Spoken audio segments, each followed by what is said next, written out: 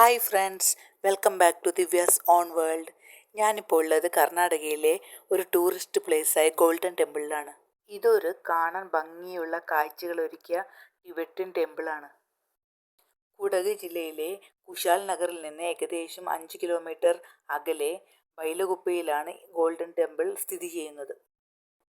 കുടകിൻ്റെ തണുപ്പ് തേടിയെത്തുന്ന മലയാളികൾക്ക് ഏറെ പ്രിയപ്പെട്ട ഒരു സ്ഥലമാണിത്. ക്ഷേത്രത്തിൻ്റെ പ്രവേശന കവാടത്തിൽ കാണുന്ന ഈ വലിയ ചിത്രം പെമ്മ നോർബ് റിംപോച്ചയുടേതാണ്.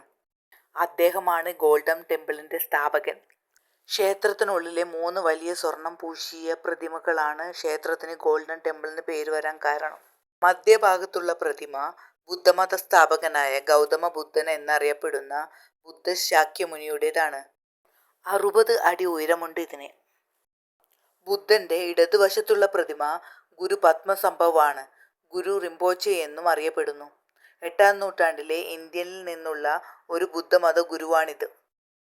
ബുദ്ധൻ്റെ വലതുവശത്തുള്ള പ്രതിമ അമിതായുസ് എന്നറിയപ്പെടുന്നു. ദീർഘായുസിൻ്റെ ബുദ്ധനാണ്.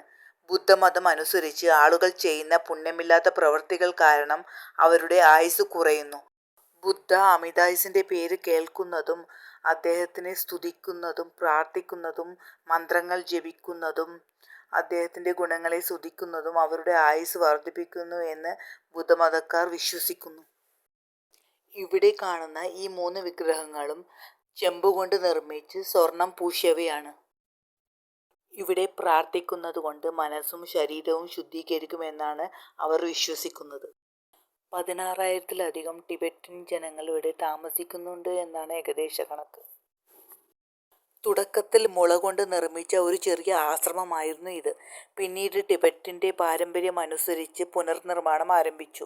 1999 സെപ്റ്റംബർ 24-ന് ഗോൾഡൻ ടെമ്പിൾ ഭക്തർക്കായി തുറന്നുകൊടുത്തു.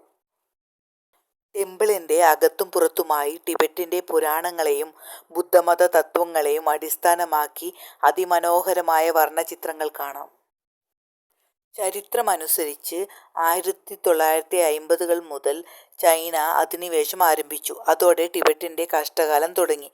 1960 മുതൽ 1,50,000-ലധികം ടിബറ്റൻ അഭയാർത്ഥികൾ ലോകത്തിലെ വിവിധ ഭാഗത്തേക്ക് പലായനം ചെയ്തു. അതിൽ 1,20,000-ഓളം പേരാണ് ഇന്ത്യയിലെ പല ഭാഗത്ത് സെറ്റിലായത്. അന്നത്തെ പ്രധാനമന്ത്രി ജവഹർലാൽ നെഹ്റു രാജ്യസഭയിൽ ഇന്ത്യൻ സർക്കാർ ദലൈലാമയ്ക്ക് രാഷ്ട്രീയ അഭയം നൽകുന്നു എന്ന് പ്രഖ്യാപിച്ചു. ഇവിടെ നിരവധി കുട്ടികൾ അവരുടെ എഡ്യൂക്കേഷൻ കംപ്ലീറ്റ് ചെയ്യുന്നുണ്ട്. ടിബറ്റൻ യൂണിവേഴ്സിറ്റിയാണ് ഇവിടെ പ്രവർത്തിക്കുന്നത്. സ്കൂളുകളും കോളേജുകളും അവർക്കാവശ്യമായ ഹോസ്റ്റലുകളും ഹോസ്പിറ്റലും ഇവിടെ പ്രവർത്തിക്കുന്നുണ്ട്. ടെമ്പിളിൻ്റെ ചുറ്റും പരിസരത്തുമാണ് ഇത് സ്ഥിതി ചെയ്യുന്നത്. ഒരുപാട് പേര് ടെമ്പിൾ കാണാൻ വരുന്നുണ്ടെങ്കിലും ഈ ടെമ്പിളിൻ്റെ ശാന്തത ഒന്ന് വേറെ തന്നെയാണ്. ഈ കാണുന്ന നൂറുകണക്കിന് വിളക്കുകൾ പൂജാ പ്രാർത്ഥന സമയത്തേക്കുള്ളവയാണ്. ഒരുപാട് ഇതുപോലുള്ള ലാമമാർ അഥവാ സന്യാസിമാർ ഇവിടെ താമസിച്ച് പഠനം നടത്തുന്നുണ്ട്. ഇന്ത്യയിലെ ടിബറ്റൻ അഭയാർത്ഥികളിൽ ഏറ്റവും അധികം ആളുകൾ ഉള്ളത് നമ്മുടെ ദക്ഷിണേന്ത്യയിലാണ്. കടും നിറങ്ങളിൽ അത്ഭുതപ്പെടുത്തുന്ന കാഴ്ചകൾ ഒരുക്കിയ ഒരു ക്ഷേത്രം. ഇവിടെ കൺമുന്നിൽ കാണുന്നതെല്ലാം ഓരോ തരത്തിലും അതിശയിപ്പിക്കുന്നവയാണ്. ചെന്നെത്തിയത് ടിബറ്റിൽ തന്നെയാണോ എന്ന് തോന്നിപ്പോകും. പ്രവേശന സമയം രാവിലെ 9 മണി മുതൽ വൈകുന്നേരം 6 മണി വരെയാണ്.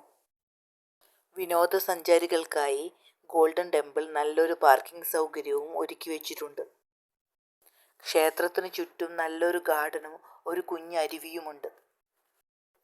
ക്ഷേത്ര പരിസരത്ത് ഈ ഭാഗത്താണ് താമസ സൗകര്യമുള്ളത്. ഹോസ്റ്റലിൻ്റെ അന്യർക്ക് അവിടെ പ്രവേശനമില്ല. ഗോൾഡൻ ടെമ്പിളിൻ്റെ മുൻവശത്തായി ടൂറിസ്റ്റുകൾക്കായി ഒരു ടിബറ്റൻ മാർക്കറ്റ് തന്നെ ഉണ്ട്. ഹായ് ഫ്രണ്ട്സ്, എൻ്റെ വീഡിയോ ഇഷ്ടപ്പെട്ടെങ്കിൽ please support me. Thank you for watching. മറ്റൊരു ടൂറിസ്റ്റ് പ്ലേസുമായി ഞാൻ നെക്സ്റ്റ് വീഡിയോയിൽ വരാം.